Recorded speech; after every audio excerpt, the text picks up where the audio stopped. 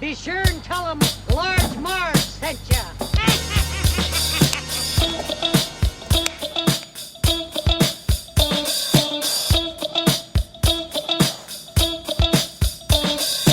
In the 90s, we were just teeny tykes. We rented movies and our bikes. We wanted to be DJs, but we were just teeny gals. So we went off to college and we remained as pals. 20 years later, we're still watching flicks and we're bringing you the feeling bit by bit. Sweetie and Sweetie are here to say it's the Large Marge Santa's podcast. Hey, hey.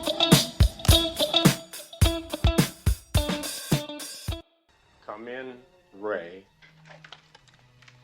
Pinkman! I saw it! It's right here, Ray. It's looking at me. He's an ugly little spud, isn't he? I think he can hear you, Ray. Don't move. It won't hurt you.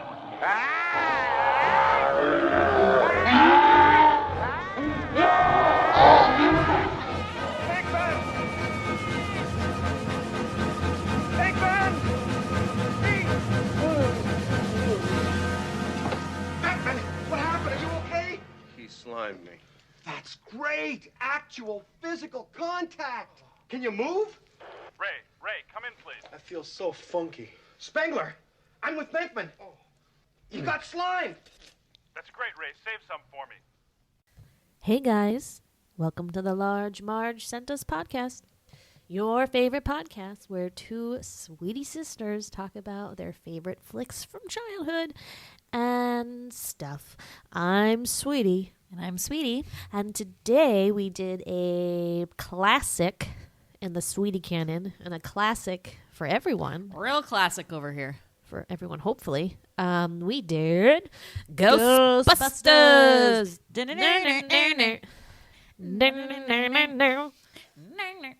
Just, I mean, like one chord's probably enough. Who are you gonna call? The Sweeties. Woo! Yeah. So 1984, a good year, a pretty good year. Was a very good good year year for small town boys. And Ghostbusters, toast and marshmallow man. Yeah, I mean, I said that when I was like, what was this made? Even though I totally knew because I guessed. Why? Okay. All right. I'm like, wasn't it 1984? And then I was like, that was the best year. But not because Sweetie I was was 1 year old. Not because I was born. I was a year old. You're right. I was so old. But because Karate Kid was also that year. I don't know of any others. I just think those two movies are in my top Sure. 15, let's say. Okay. All right. The list Definitely is growing. Like rainy day, feel sad, watch these movies, feel good genre, right? Sure. I mean, like if I had a Sweetie movie store, that would be the genre that I would put them in. rainy day, feel sad, good. Yeah. Need to watch movies. Yep. Interesting category. I know. Good category. Good category. You should go to that video store. Yeah. Isn't that cool? That'd be Sweetie's cool to make a video store now. Sweeties videos. Yeah. That's what it'll be called. It would be like a video store, but it would just have the boxes. You wouldn't and I'd give you a password to get them, What? but they'd all be for free. Because that's how you get movies now. This is a terrible business plan. I'm just doing it for How are you fun. going to pay the rent for the store? You're No, not it's- charging anything. It's just a hobby. It's only we open 2 hours a day, This is so it's weird. not taking time out of my day. Well, let's write that on your list. Things to do. Things to do That we never do. Okay. Goals. Sweeties goals. goals. Anyway, So Tangent. obviously we watched this movie a lot. Definitely rented it probably a lot. Definitely was on TV a lot. We watched it yeah, we didn't always. have this one, which is surprising to me. Yeah, so We did whenever not it was own on this TV, one. we were like, gotta watch it, gotta watch it. Which I feel like keeps coming up, where because we watched all these on TV, we didn't get any of the swears or some of the more inappropriate parts. So it's really refreshing to be watching them again with the swears. I just want to say. Okay. Yes. Yeah, totally. So, I mean, I don't know if we need to do a huge synopsis, but I mean, It's just fun to do the synopsis. I know. But I provides just want to some- I'm not going to go into because Phipps details. You know what? Let's be honest. Sometimes people don't haven't seen this movie. Let me give the example again of how I was on vacation with my best friend in Scotland, and by some miracle, this was like my birthday trip, BT dubs. By some miracle / they knew it was my birthday and were like, let's play Ghostbusters for this chick. It comes Who's on they? the TV in Scotland. The Scottish God. programming. God. Okay. So suddenly it appears on the Scottish like BBC whatever like channel, and I'm like, holy shit, this is awesome. And like we're in the room, we had hiked all day. I'm like, yes, I just want to watch Ghostbusters. So I put it on. My friend's like, what's this? And I'm like, huh? Who are you? This is my best friend, by the way, and it took me a couple years to get over the fact that she didn't like Ghostbusters, didn't know what it was, and was bored in like 2 seconds. I was like, no, because I don't know. Do you think if like you watch this, if you had never seen this movie and watched this movie like today, would you be like, this is just okay? I don't know. It's hard to say. We just can't. Like, We're just not in that world, right? And like we just grew up with movies in general, and movies, especially from the '80s, that we loved. So I feel like people that did not do that have a harder time adapting to them in this current state. Yeah. So come back to me. I don't know. We need a better experiment. I don't think Robin's a good case study. Sorry, Rob's. Yeah. Robin, love you. Still love you. She's free spirit. So like I don't know. She's like probably played outside more. I don't know. Yeah, no, definitely. Yeah, but I think but I still think like this movie really does hold up, and I will give several examples as we continue our discussion. Because I think this is like actually like a really and like interestingly shot movie. Was this Ivan Reitman, right? Sweetie, you're not usually interested in like camera stuff. No, but for some reason, but in this movie, you're like you become like a cinematographer. Well, you're also like, because check out this shot, it's my favorite shot. Here it comes. I've seen it so many times, so it's not like I need to pay attention to like anything else that's going on in the movie. Like I can like recite it for you. Okay, but I just thought like it's like read. Like I said, didn't I say this last podcast? When you like read a book at different times in your life and you like get different stuff out of it. So I think it's the same with movies. Okay. I remember gotta, you saying that somewhere. Keep checking back in. Yeah. With yourself. True. And the movie. And anyway. On that note, it's time for the spooky spookerson. Sweetie synopsis. Yeah. Sweeties. Yeah. The place, New York. Whoa. The date, assuming also 1984. We're not sure. They don't say. But 3 men are interested in ghosts. Their names are Peter Venkman, Ray Stantz, Egon Spangler. They are studying paranormal activity. Was that the name of their program? No, I don't know. Something like that. At some college. Is it a prestigious college or is it like a made-up college? They filmed it in Columbia, but I don't... Filmed in Columbia. I feel like they made it's up the supposed to be school. like a community, some sort of like So they get ousted from there because they believe in ghosts, and they're like, we don't have the funds for this anymore. Earlier that day, they got their first look at a real live ghost, a library ghost in the library, the basement of the library. Very scary. More on that later.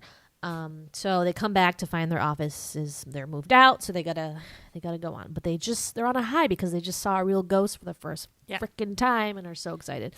So like, all right, let's start a business. So Ray sells like his parents' house that they left them. They got the money. They buy this old rundown firehouse. They buy this old ambulance. And it's their car. They run ads on TV. I'm always surprised at how quickly they get the ads up and running. Like that didn't seem to be a big. Also, who taped it? Was it Janine? Like I don't know. I mean, it was pretty low budget. Yeah, it was pretty low budget. So they got a secretary named Janine who's very funny. They get their first call. Well, first, no, that was first they get a walk-in. Yeah. So, spooky stuff is like starting to happen in New York City. Obviously, the ghost in the library was like number 1. Number 2, side story. There's a woman named Dana Barrett who is a cellist. Yep. At the New York Symphony Orchestra. She lives in a lovely penthouse apartment on Park Avenue. Okay, sure. She goes home one day. She's unpacking the groceries, doing her own thing, putting her stuff away, puts the eggs on the counter, and then all of a sudden the eggs start popping out of the carton, start cooking on the countertop. She's growling coming from her fridge, opens it up. It's this like weird, I don't even know what you would call that structure with all this pyramid. Yeah, pyramid structure with like these dogs and this like weird demon voice yelling like zoo. Yeah. She shuts the door and then does not go back to her apartment for 2 days. She'd been seeing 2 days. Yeah, remember? She'd been seeing the Ghostbuster. Where'd she go in that time? I thought she stayed at went a right to the hotel, Ghostbusters. friends. Oh. No. Hello, aren't you listening? She's wearing the same outfit. She goes to the Ghostbusters. So at this point, they've had no clients at all. Go to the Ghostbusters, and she's like, oh, like, this is, oh, like, do you, they hook her up with all these things. They're like, she's definitely telling the truth. Like, they kind of don't believe her, but kind of do. Side note, Peter, like, loves her, has a huge crush on her. So he's like, I'll come back to your apartment with you and check it out. So he doesn't find anything in the apartment. So that's, like, kind of a dead end. And Dana kind of goes back to her, like, cello strumming, like, being a snot life. She's not snotty, Dana. Super snotty. Yeah, I have I'm more just- to say on that later. Yeah, me too. Yeah, so... But then they get a real case. They get a real What call. is that? And there's a disturbance in an old hotel. They go to check it out. It turns out to be a disgusting giant blob, green blob. Slimer, who they call, he's not referred to as that in this, but after in the marketing campaigns and et cetera, that's what he is. But he's gross, and he causes a ruckus, and they chase him into the ballroom. They use their, like, fancy proton things, proton packs, to catch him. And they catch their first ghost. They are like, yeah, we did it. They charge the hotel like $5,000. They're like, sweet, we're in business. So they, sorry, may have been a cat peeing situation. That explains why I can't find the pee. Okay, so yes, Slimer. They get Slimer. So everyone, that's kind of the jumping off point. Yep. So then all of a sudden, like, they're so busy. They're having ghosts are like everywhere, which they're like, oh, this is just like lucky for us. Maybe like they've always been there, and they're just like people now have someone to take care of them for them. So they think it's just like lucky. They're making all this money, and they're so tired, and it's really busy. They get to like hire a new guy, Winston. So then he becomes the fourth Ghostbuster. They're on the news. Yep, they're on the news. On magazines. They're a big deal. So meanwhile, all while this is going on, they're kind of slowly checking into the Dana Barrett, like what's going on in her apartment, because she like has this Zool name and Gozer, right? Does the Gozer name come up then too? No, Zool comes up first, and then that gets connected to this Gozer kind of thing. So they do a bunch of research, and they're like, okay, like here's the deal, like Zool was some god from the Sumeria or something like that. I always like forget the actual like Gozer Zool whole like part of this.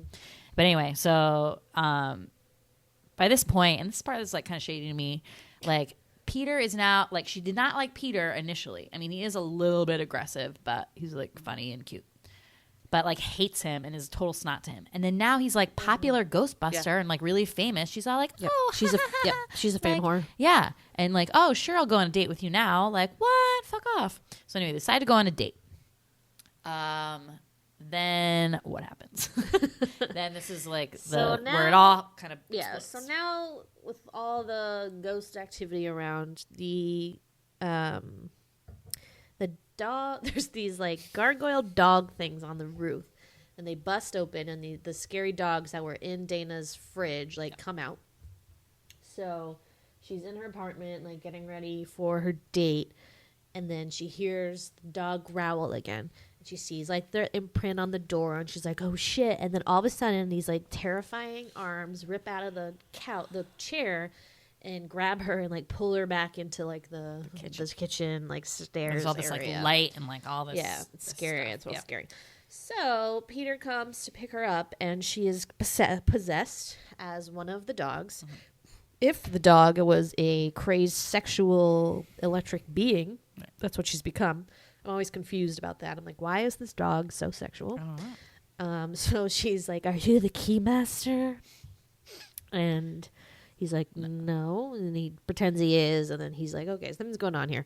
Meanwhile, her neighbor across the hall, Lewis, has been having a party. The second dog goes into his apartment and chases him out and possesses him. So he gets... how did the Ghostbusters find him? So he, remember, is in the park, like, creeping people out. So the police arrest him. Yeah. And this part is, like, really shady because the police officer shows up at the Ghostbusters headquarters and is like, so, like, I have this guy, and, like, so Bellevue won't take him. It's, like, a hospital. And, like, we don't want to lock him up. And like, I knew you guys be interested in this. So I'm gonna like give you this crazy dude. So he goes back. He to was the, right. Yeah. So he goes back to the Ghostbusters headquarters. They like hook him up to their little machine thing, which is basically like a colander with like weird doohickeys all on it. Yeah. And he's like spewing all this like kind of like creepy weird knowledge, but actually sort of a little bit of background of like what is going on with that apartment building. And then like on the screen his like face is the dog. Remember? Like it's not his face. So anyway, Pretty cool. then they've had some run-ins with the EPA because the EPA discovers that like this dick face guy, Dickless Walter Peck, shows up and he's like, oh, like, where are you keeping all these ghosts? What are you doing? Blah, blah, blah. And he's convinced that they're just like a total sham and like making these spirits up to get money and like blah, blah, blah. So they put all the ghosts in this like storage container. And Walter Peck is like, this is against EPA regulations, brings like a cop and like some guy from Con Ed, and they like shut down the storage thing, and the fucking ghosts all fly out of the roof. So it's like huge explosion. So Lewis Tully, as now the dog, like possessed, I forget what his name is. Vincent? Yeah. It's like something. It's something kind of It's normal. like Vincent. Yeah. Like, so he escapes kind of and gets back to the hotel or apartment building, and then all the ghosts are back like into the world. So then it's this like influx of like all these crazy ghosts everywhere. And then kind of like all this stuff happens at that apartment building. So then the Ghostbusters get arrested, which is, I'm like, what are they charged with? I'm confused. Like, I don't know. EPA crimes? yeah, so dumb. So they get like brought into the mayor's office. But the mayor's like, what the fuck? Like, we need to figure out what is going on here. Like, can you help us? Yeah. And they can. And they figure it out too. So by this time, like, they've gotten the plans to that building. They have the history. They know it was like some weird guy in the turn of the century, like, built that building to attract all of these like spirits. This is the part I like don't really remember because I never really pay attention because I've seen it so much. Oops. You don't really need to know. You just have to know it's like a hotbed lightning rod for like bad evil things, right? Yep. So with all the ghosts freeing amok in the town, it's kind of like charging up this hotbed, I guess. So meanwhile, Lewis and Dana have reunited. They have sex, which is the Wait.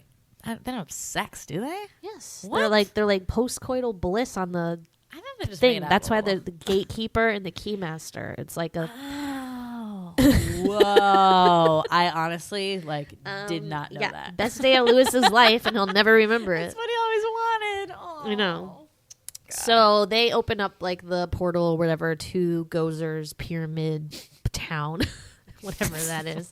So the Ghostbusters get released. They go to the apartment complex to fight Gozer. Everybody's all excited. They get there. It's a little scary. There's now like the full pyramid. Gozer comes out. He can take the form of anything he wants. So for some reason, he chooses a like punk, goth, flat top Pat girl. Benatar. Pat Just have me a Benatar. Pat Yeah, Benatar. he chooses Pat Benatar basically. Real scary, red eyes. Is like ask them like, are Pointy you teeth, right? god? Does she have like pointy teeth? Teeth? Yeah. No, I She didn't has remember pointy seeing teeth. her teeth, but Should, pointy like, look back. nails. And Yeah, boots. I think she has pointy teeth. It would make sense. Yeah, she's like stiletto boots. Like go. I know, like whoa. Obviously, identifies as a woman. It's fine. So she vanishes, and then she's like, her voice is over the thing, and it's like, choose the form of the destructor, the blah blah blah, whatever you choose. So apparently, whatever they think in their head will be what becomes the destructor of the city. So they all try to clear their heads, but Ray like can't do it. Also, who can? We'll talk about that also later. And he just thinks of the Stay Puft Marshmallow Man, which is the mascot of this marshmallow brand that's like all over the movie. And it's this like giant marshmallow man in a sailor costume, which confused about the marketing scheme like for that. Like why a marshmallow would be a sailor? I'm not sure. So the marshmallow man is like King Kong style, like trying to climb the building. They decide that the only way to defeat it is if they cross the streams of the proton packs, which they weren't supposed to do ever because it would cause like crazy death and like explosions or whatever. But apparently it can also reverse the portal, I guess. Still unclear about the that's- specifics that's- on that. Just you don't even need to It's know. fine. It's a magic wand waving moment. But so they do it and everything explodes. Everything's gone. Everything's great. At first, Dana and Lewis look fried as the dogs, but they're still alive in there. Yeah. So that's good. They get And them they save out, the and then they're heroes They again. save the day. Saving the day. And that's the movie. That's and then it. I love this town, and it's all over, man. I love this town. Yeah, so that's the flick. So obviously stars Bill Murray, the great Bill Murray, Dan Aykroyd, The great Dana. Harold Ramis, Sigourney Weaver as Dana Barrett, and our favorite Rick Moranis, as Lewis Did Tully. you know that John Candy was supposed to play that role? Yeah, I remember reading They that. I think filmed scenes with him, and he got but he wanted to make him with a German accent and have all this weird backstory, and they're like, Weird. I don't really feel like that's No. what Lewis was. Well, I mean, you could make a You could character, make it, whatever. yeah, but it's just it just obviously and I fucking love Rick Moranis. He's No, so he's funny. so funny. He's so adorable. It He's hurts so my heart. Good in this. Pulls my heartstrings. He's like a I mean, little. everybody's good. Yeah, but he's like a tiny little. He's like peak Rick Morris, like nerdy, tiny Rick Morris. So he's like an accountant in this. He wears his pants super high, so you can always see his his white socks and his shoes. I just love that detail. I love it And so when he's much. all fried at the end, or even Yeah. when he's possessed. Oh my god, It's such He's a so, Spaceballs moment, Yeah. or Spaceballs was a moment. I mean, taking everyone that. is so good in this. There's no other than I can't say it again. Sigourney Weaver in this, and you're like, maybe that's her character, but Why? She's great as Zool. oh, she's great as Zool, but yeah, I just don't like Dana. Yeah, you don't like Dana. And I You don't trust her. love Peter Venkman, so I'm it just hurts me. She doesn't belong with him. I mean, he does come on a little strong. He's Yes. like, "I love you," immediately. He's crazy. Uber. He's like a ghost catcher. Of course, she's gonna be like, "Ugh." No, she's no. a musician. I- She's no, not into that. Right. Okay. Like I say every time, what do they have in common? What do they talk Nothing. about? That's why they broke up in the Exactly. second one. I know. Okay. Good. Glad we settled that. So a couple things. First off, this was a comedy, obviously, but several scary moments. Still a pretty scary movie, especially for a child who is afraid of everything, like I was. So not only did this movie give me kind of a fear of ghosts, it also gave me a fear of other things, such as a fear of basements and libraries. Never go there. There's a brief period when the Boston Public Library housed its books in the basement because they were remodeling. So they moved all the fiction downstairs into this creepy, tiny room in the basement. And it was exactly like in Ghostbusters. And that scene when the little old lady's down there, moving the cart. My and then, college library was like that too, Ugh. with the stacks like that. We had Freaks me the do we have, fuck crazy out. move ones? I don't know. Yeah, but it's why are libraries so scary. creepy? Because they're quiet. And it's know. and because that Are You Afraid of the Dark episode with the that's what I was silent thinking. librarian. I know. We'll have to do that one another time. It's so scary. And who was the ghost in that library, and what was she doing? Some there? librarian old ghost. What? Okay. She died. I don't know. But yeah, it's so scary. So she's like a normal little old lady, and then they go to approach her, and she turns into this terrifying ghost beast. I'm not sure, if that's scientifically ghosts can just do that shit. I don't know, but terrified the shit out of me. I probably screamed and cried when I saw that. Oh, yeah. Also gave me an irrational fear of cab drivers.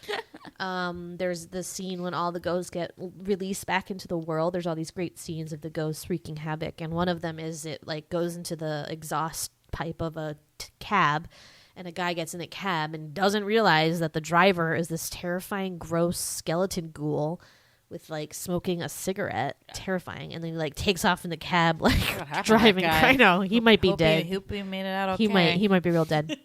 And then you want to talk about your fear. Okay. Well, still. Yeah, so I had a couple moments for me that just stood out, that are ones that I remember so clearly from when I watched this as a kid, right? So I think it's the same thing that Sweetie's talking about in that terms of it was really scary. Yes, it's funny, and the scary is always balanced out with the funny, because it'll be scary moment, and then it'll be the guys all together, because the parts with the guys are not that scary. It's kind of all the other stuff. So the ones that stood out for me, obviously, library.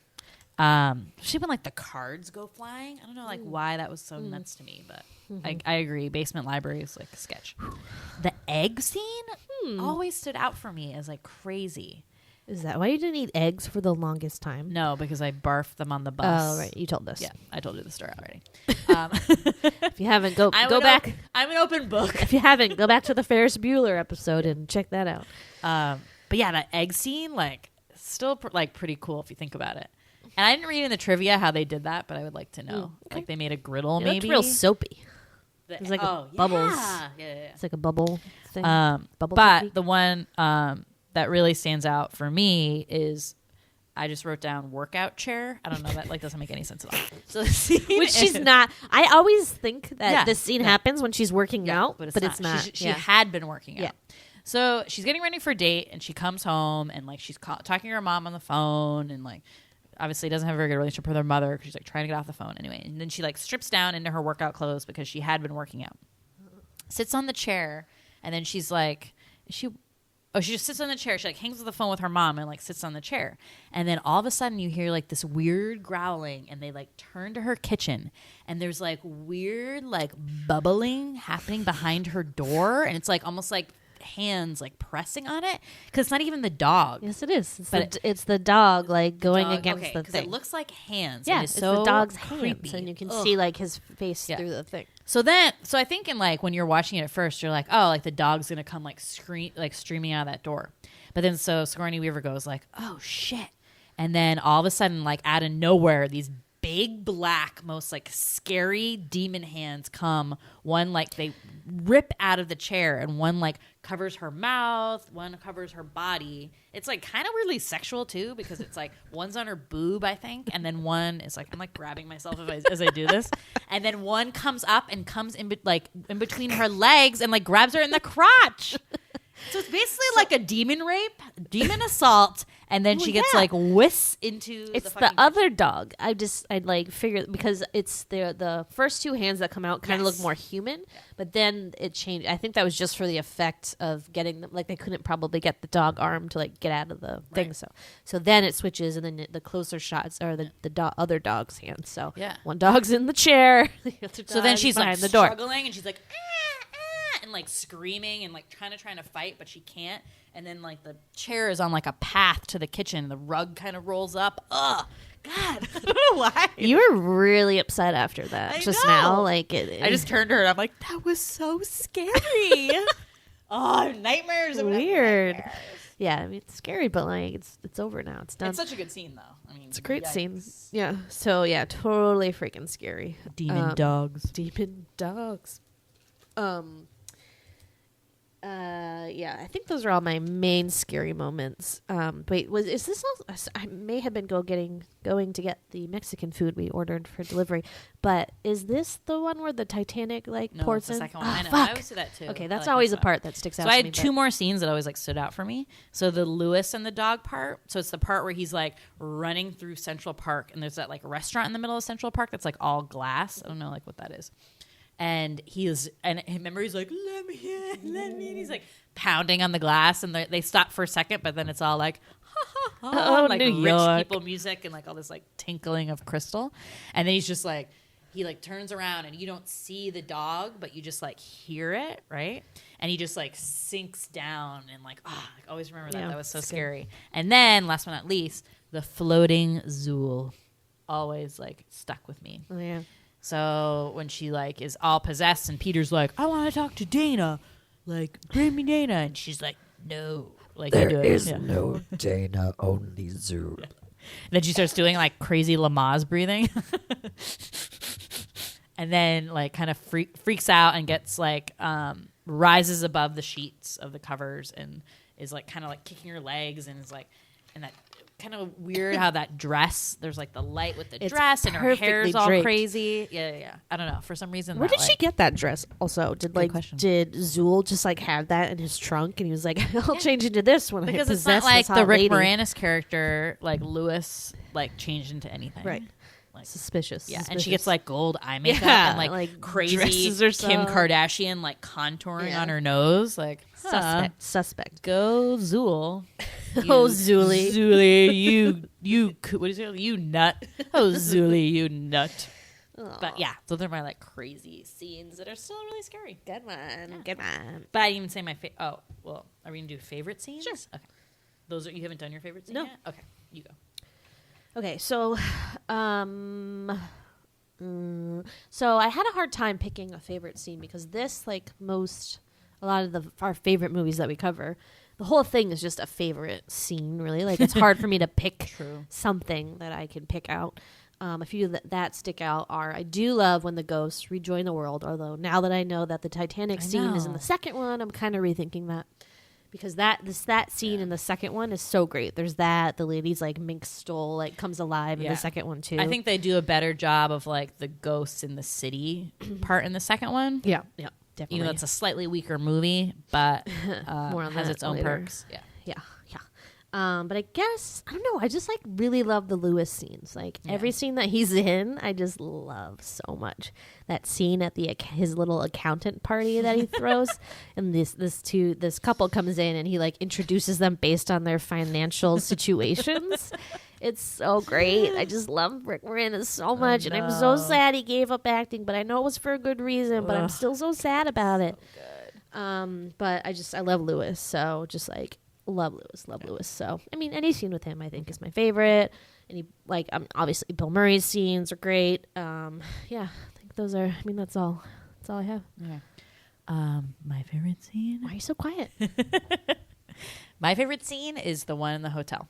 So specifically, that whole scene is like amazing because it's the first time you see them like having to use those proton packs. They like we laughed so hard this time around at like when they shoot the maid. So like the maid kind of like comes out of nowhere and they like shoot her and they're like, "Oh, sorry, thought you were somebody else." What the hell are you doing? And there's all these toilet papers like on fire. Yeah. And she grabs a bottle of like cleaning stuff and tries to spray out the fire with that. It's so great. It's so funny. It's a great touch. So they're trying to find Slimer in like the hallways of this like really old hotel. So it's kind of a cool looking like old historic hotel in New York. And they like see him. So like Ray sees him first and like tries to kind of like tackle him. And with like the proton thing, like shoots him, and then like Slimer like goes away and like runs into the wall. So then he's gone, and then like they're all still trying to find him. So then Venkman happens upon him, and then he just like, he's like, "Come in, Ray," and he just keeps using Ray. He's like, "I see him, Ray." Like it's so funny. So he's then right here, Ray. I think he can hear you. Like it's so funny. So then Slimer like comes. He's on the walkie-talkie, so he's like talking to Ray at the same time, and then Slimer like comes towards him. And he's like, "Ah!" So Ray like hears him and thinks like something has happened. So Ray like runs down the hall, and he does this very interesting thing, and it's only for like a couple seconds. I almost wish it was longer, where they have the camera like right behind Ray. So you're like running with him, and it has this music that's like dun dun dun dun dun dun dun. And then like you think something horrible has happened to Venkman, like he's dead or something. Like this is like the threat of the music and like how they're doing the filming, but no, it's just Venkman like squirming on the ground in this like hilarious fashion, like covered in slime. And he's like, "You got me." Yeah, that like, is a like, good I feel scene. so funky, Yeah, so good. And then that goes on to like where they get him in the ballroom, and they do all this like funny stuff in the ballroom. I mean, it's just so good. it's classic. And it's just really their first big success at this too. Yeah. So they're just after that they like feel like $1 million and like. I just love that It's a good scene. It's a great scene. Unfortunately, I feel like Slimer like just has become so like stereotypical Ghostbusters for me. I'm so sad about it, but like he became so commercialized and like marketable after Blame this it on movie. Ecto Cooler. And like they made a fucking drink, high C Ecto Cooler, right? And then like just Basically just like all the orange toys. juice. I don't know what the fuck it was. I think it was orange, but it was orange green. juice. Green orange juice. Yeah. Sick. That But could yeah, not have he been was good like for you. such a big deal for kids, and so I think that always turned me off. So whenever I see him, I'm like, oh. Yeah, me too. I'm just But like, I do love that scene. Yes, and I just don't get like what pleasure does he get out of eating? Like he tastes that shit. Like I'm confused by him. And what like person was he? He was a different kind of ghoul. Like he was like a spectral. Not based on like a soul Yeah, of like a not a person? person, Okay. like a weird, like Peeves in Harry Potter, like a different kind of. just like feelings put together I to make like a guess. I spirit, don't like know. like almost like sloth, if like that kind of attitude. No, not sloth from Goonies, but like the 7 Deadly Sins. Is that one? You know, could be, like- I guess. yeah. Sure, that's a good theory. Yeah. Good fan theory. You can pitch that. You can pitch it. So I had a couple also scenes when I was little that made me very uncomfortable. Well, just one mainly, and it's the Ray Stantz ghost boner dream. Yes. Always made me so uncomfortable. I think it was like the pants. The ghost like rips open his pants and like undoes it, and then I was always very confused about that scene because are they all having the same dream? Did like a ghost come in to their room and like because they're all like rolling around and doing weird things on the bed. No, but it's supposed to be like because Ray's like the dopey one. So if like horse, he's dreaming of like because Egon's basically like asexual, so he's. But not, in that doesn't count. scene, if you look, like No, everyone they're all else just is having a sleeping. weird. No, they're all like exhausted. Like Venkman's on the other side of the bed. Like his head is where his feet are. He's, they're like, so moving tired. around all No, crazy. no, no, no. Watch It's it just- again. I don't know. It is just Ray because he's Suggestive. like a goober and he's just like having these like, you know, these like dreams about Yes. like sexualizing ghosts. Yeah, You know, just made me so uncomfortable. Sexy Zool also made me uncomfortable, obviously. Aw, sexy. Well, because I just kept picturing that dog, and I was like, why is that dog so sexual? Like, what? It's fucking crazy. Yeah, so those were the uncomfortable scenes. So I had a few thoughts during this. Okay. Actually, I thought of this a while ago. And I didn't want to tell anybody because I didn't want like people to steal my fucking idea. But since we've already gone the Ghostbusters remake route, I feel safe enough to share this with you. Okay. Before the Ghostbuster reboot happened, I suggested, hey, you guys, instead of doing another Ghostbusters movie, why don't we do a prequel to the Ghostbusters movie that follows the life of the weird hotel guy who made Dana Barrett's hotel. His name is Ivo Shandor. Yeah. And he was a creepy, like, medical expert. He did, like, medical experiments on people. Good Creepy. 1920s. He also had a secret society of Gozer worshippers. Yeah. And they did weird things on the roof. So my theory was always, why don't we do a movie about him and how he made this hotel and more on that mythos. And you know who would star as Ivo Shandor? Who? Paul Rubens. Whoa. Well, I don't know if you read the trivia. Did ya? Oh, they had that idea too? No. Oh. But I was like, shit, maybe that's where I got it from. Was supposed to play Gozer. Oh, I thought he was supposed to play Ivo. Okay, No. maybe that's where I got the idea because, Okay. like, I was like, I don't think he should play Gozer. I think he should have played Yeah. Ivo Shandor. So they were gonna make Gozer, I think, more of like the Ivo Shandor sort of person from like the 20s. Maybe that is where I got it from. Yeah.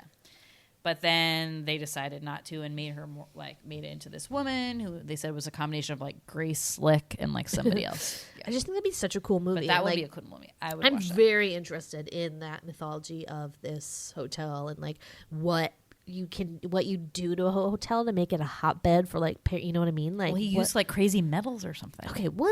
Yeah. Okay, that's weird. It was weird. Yeah, confusing but super cool. I thought you were gonna say like let's make a prequel of how those guys met and No, became I mean, friends. that's Because that was standard. my question.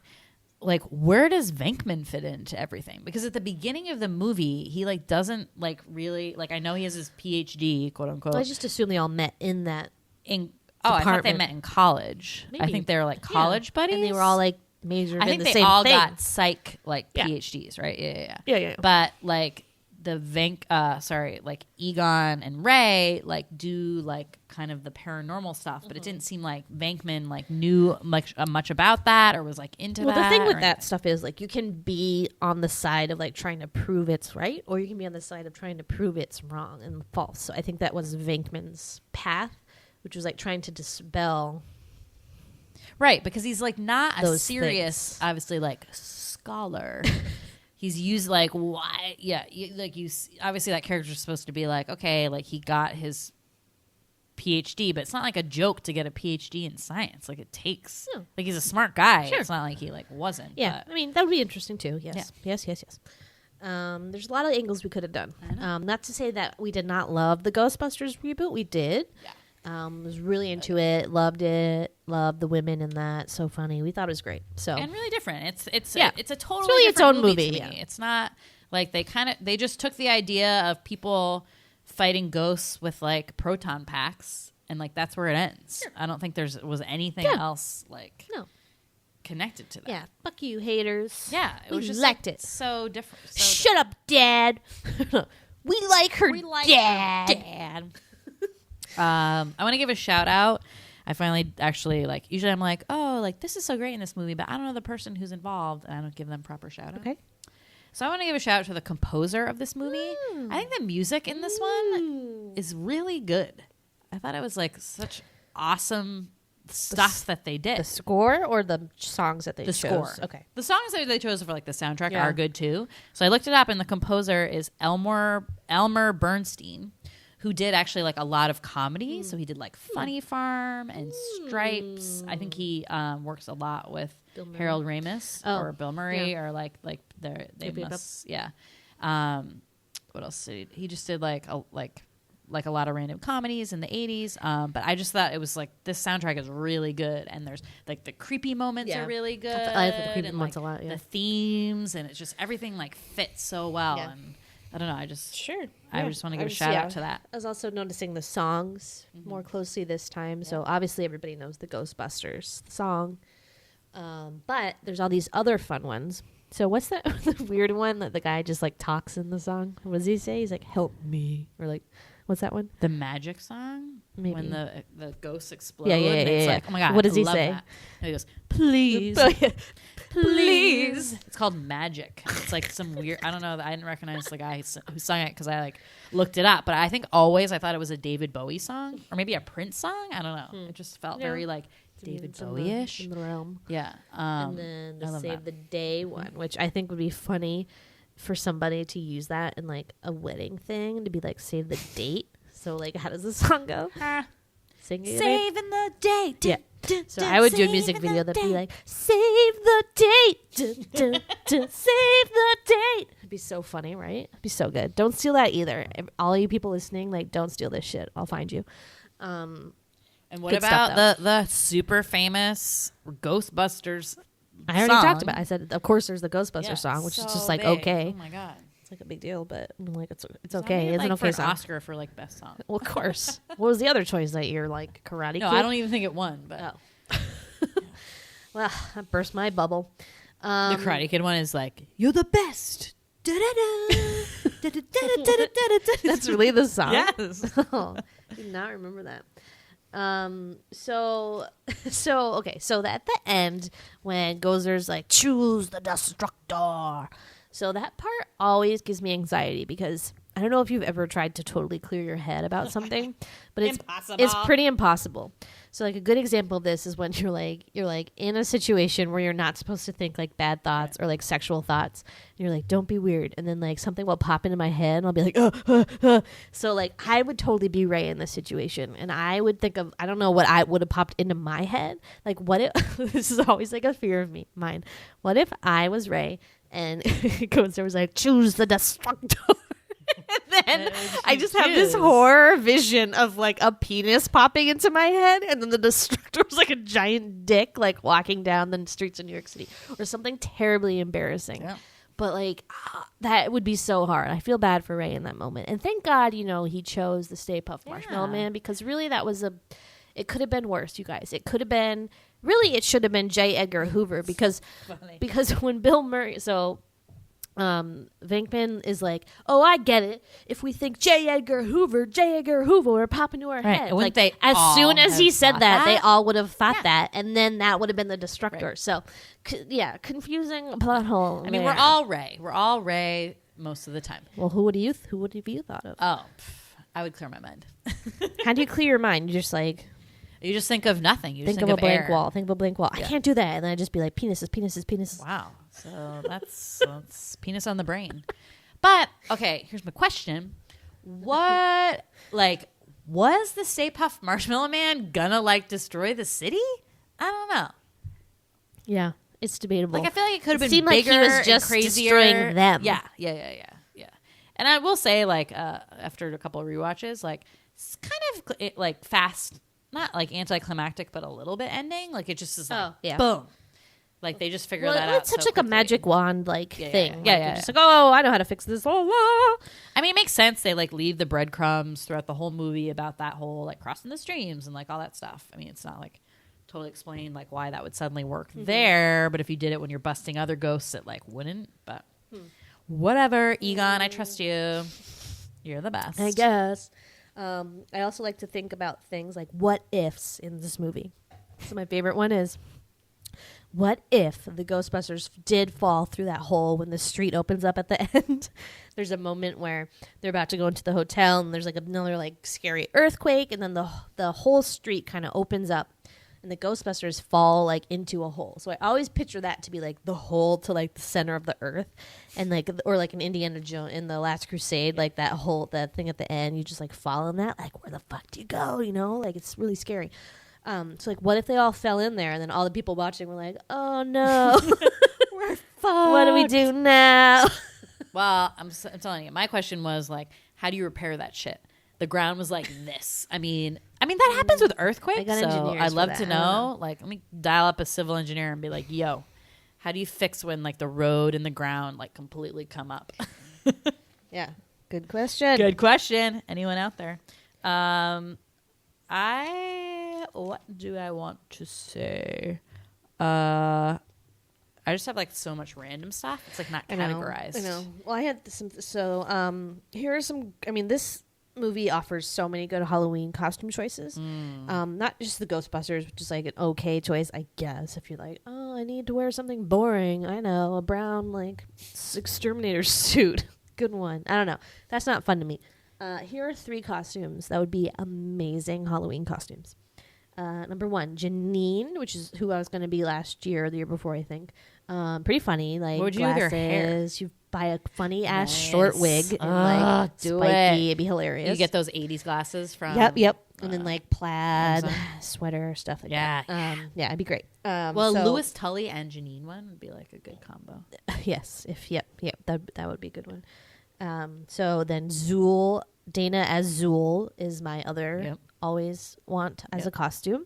I just don't know where I would find an orange silky dress like that, you guys. There's probably like Google like Zool You know what? costumes. I think it's curtains. I think she had like those on her bedroom curtains, Gone with the Wind style. She pulled them You down. definitely could. Zool was like, I know. I'll make a dress out of these curtains. You just And go to the then- fabric store and get like drape that shit. Drape it's not you. Like a real dress. Yeah, that would be fun though.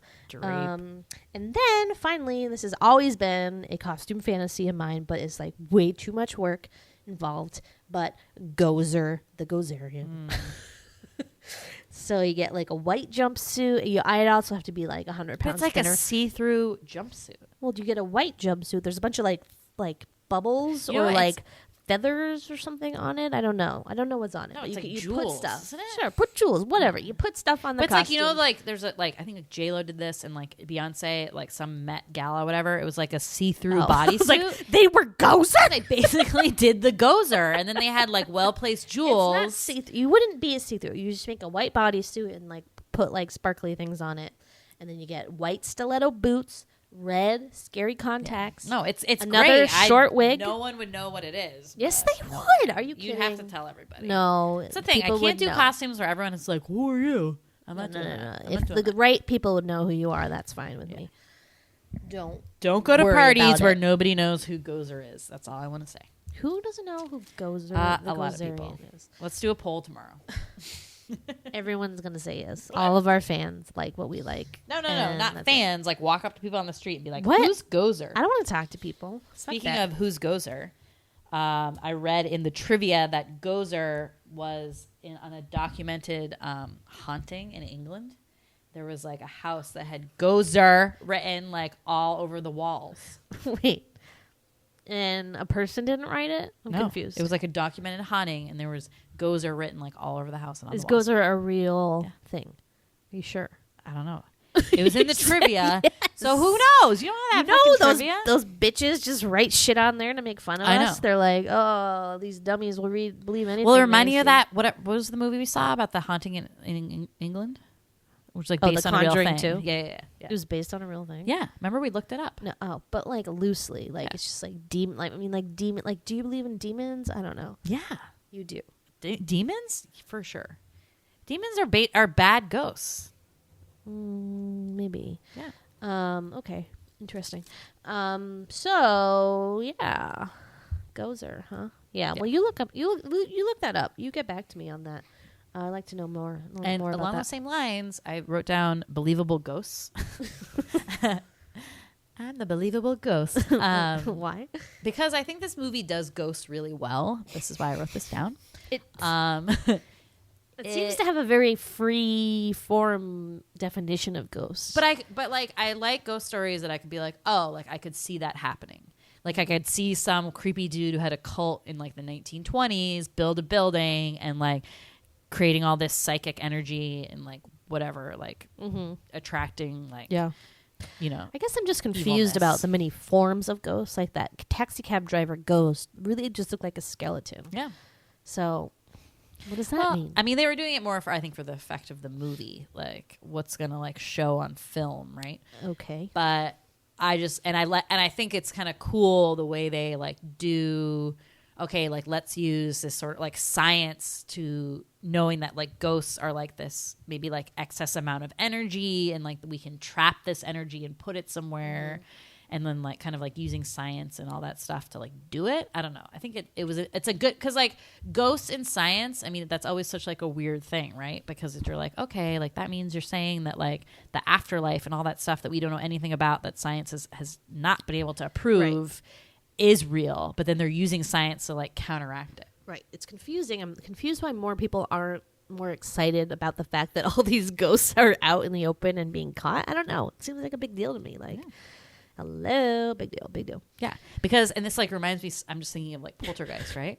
They're like kind of slightly same deal. Where those were paranormal researchers in Poltergeist. Yep. Okay, but there's like a science bent to them.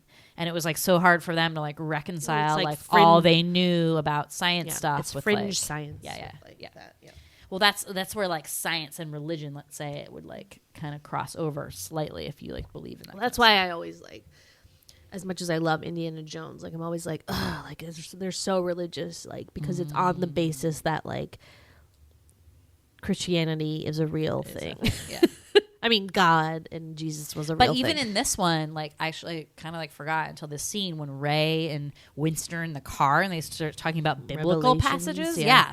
And that part's kind of cool when you're talking about scary. like end of the world stuff and they're like Ray like remembers the quote and is like saying it. It's like kind of like, some not cool the shit. quote to remember if you want to remember. But he's like, the only thing I remember is this terrifying part of Revelations. Oh, yeah. He would. Yeah. So what's next? Large Marge alumni? Oh. Alumnus? Do we have any? Yeah. Do we? Oh my God. Hello, Rick Moranis. He's been in like 10 movies. Right. So Rick Moranis has been in The Little Giants, Honey, I Shrunk the Kids. Wait,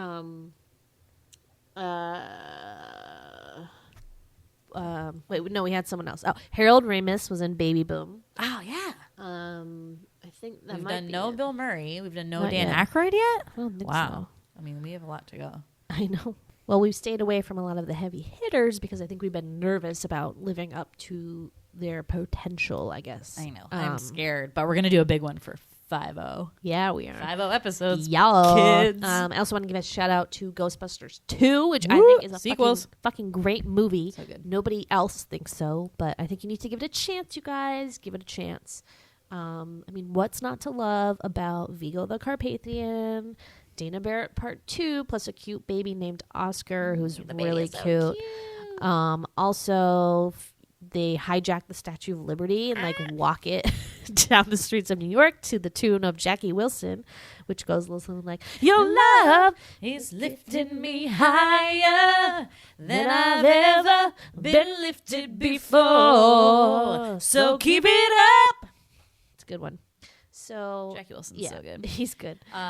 I just wanted to say, I think why Ghostbusters 2 resonates with us is because we were actually alive. Yeah. And not kidding, people, went to try to see it at the movie theater. But I want to save this anecdote for when we do it. So that's all I'm going to leave you with. This is actually one where we like saw it in the movie theater. To be continued. And it was 1989, so technically still 80s, which is pretty cool. Sweetie was 3. What a little trooper. I'm not sure I was there with you. Why would you take a 3-year-old to see? I told you were such an awesome little girl. You could take anyone could take you anywhere. So you were quiet as a little mouse, and you would just sit there. I and be would like, not have been quiet during this. I would have been crying because there would have been terrifying pink sludge in the tub and Vigo the Carpathian and the fucking demon. I mean, nanny. I was like, 6, so no it's like fucking way. Well, whatever. Our But dad we'll talk about it. Dad took us to everything. We'll hopefully do a whole month of sequels so we can get into all these movies that we, for some reason, love these sequels and no one else does. But like, fuck you guys. We're right. we We're know we right. are. Yeah, we have so many good sequels. I still have like a couple more questions. Can I get through them real quick? Okay, sure. Thought we were done, but go for Oh it. my God, no. You might think we're done. I just want to say that something that I learned about this movie really impressed me. And it was that so many of the lines were ad-libbed. I mean, this is not surprising if you know anything about Bill Murray or like Harold Ramis or their like level of comedy and like how they kind of operate. Most of Bill Murray's lines were like ad-libbed. Yeah. So good. I could tell because Yeah. they're so like random Yeah. and like off the cuff. But and, like, they work and it's like Yeah. so awesome. So genius. I just love that. I love Bill Murray. He's so cute in this. We'd figure out he was only 34 years old when they filmed this. So only I'm a year older oh my than God, you. we could have dated.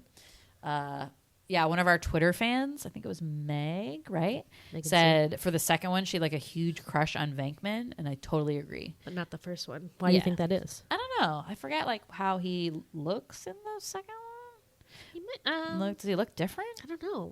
We'll see. We'll let you guys know when we watch the But sequel. I'd totally be a Venkman girl. But that's what I wanted to pose question to you. Oh. Who is your favorite Ghostbuster? Yeah. So normally Venkman, yes. But I mean, as a child, and this speaks to my habits as a child, but I was really obsessed with black people. As a child, I gravitated towards all the black people all the time. My favorite Mickey Mouse Club member was Albert, who I made everybody. We named our cat Albert. I was like, we have to name this cat Albert because he's my favorite Mickey Mouse Club member. So I loved Winston when I was little. On this rewatch, I actually found Dan Aykroyd very cute. Like he was so like he just has such a cute face. personality in Yeah, this. I know, movie. he really does. And he's like way thinner than usual. Just like he has a funny line with. Because I used to be so creeped out by the ghost boner scene, but then something in this like changed for me, and I was like, oh, he's actually really sweet. But yeah, I came to love him. I came to love him in this. I did. I really did. So yeah, I agree. I really was also awoken. By I Dan love when he Aykroyd's like talent. when the Stay Puft Marshmallows come. He's like, no, it can't be. It can't be. I love, and we were just saying that part in the end. So Dan Aykroyd's Canadian, right? Yeah. And at the end, it like comes through so strong because like he goes, "Oh man, it smells like barbecue dog hair." When like the demon dogs are all like fried at the end, and then he goes, "Oh, Venkman, sorry." It's cute. I'm so sorry. It's very it's cute. Great, like Canadian accent. Yeah. I'm like, adorable. It's pretty great. Yeah, love that. Crazy smoking. Yeah. I guess I never noticed it, but there is a ton of smoking, and like I feel like that is so anachronistic now. It's like smoking, a lot of smoking. Yes, but in the 80s, it was big. Oh, definitely. But they were like chain smokers. These dudes. Well, they had a hard. I mean, they were like up all the time. The ghost activity was off the charts. They just had to smoke, I think, for the stress probably alone. Yeah. Oh no, definitely. One quick thing about the effects.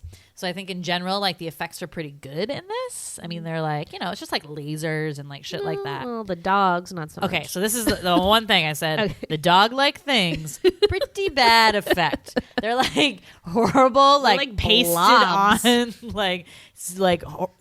like early computer like imagery. Yeah, brown blobs. Like it's just when they're moving. Yeah. It's not when great. they do like the still ones, when they can do like kind of puppets, I guess maybe they were. They're really scary. Those are fine. But but it's the motion when they try to do like man. in motion. Yeah. But yeah, most of the practical effects in this are very great. Good. And all the ghosts, I feel like they like work pretty well, and they did. Really like that. Lastly, just wanted to ask you, how did Dana recover from this? Does she not remember? Is that like the whole I don't point? think so. Yeah.